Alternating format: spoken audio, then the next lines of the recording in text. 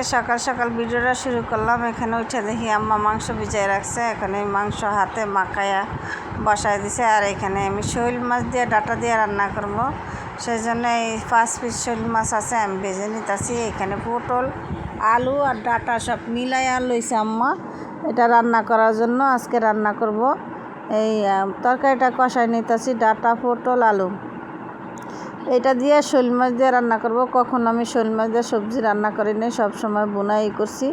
আর এখান দিয়ে আম্মা আবার ঘর গুছাইতেছে, সোফার কাপড় ধুইব, সেই জন্য সোফার কাপড় উঠাই নিছে।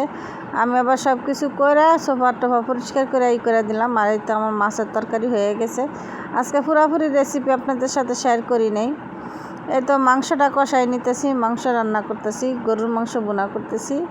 আর সাথে যে শৈল মাছ দিয়া ডাটা দিয়া দিয়া রান্না করলাম।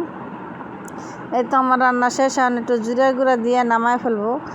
আর আজকের ভিডিওটা ছোট ভিডিও দিছি, আপনাদের সাথে ছোট ভিডিও শেয়ার করছি। বড় ভিডিও আমার ভিউ হয় না, সেই জন্য আর বড় ভিডিও দেই না।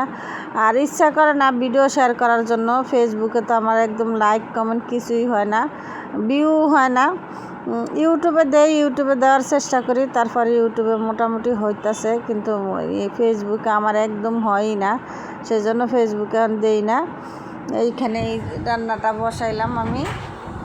এই তো কাঁচামরিচ দিয়ে দিছি, জিরার গুঁড়োও দিয়ে দিছি। আমার এই তো রান্না বান্না শেষ। আসসালামু আলাইকুম।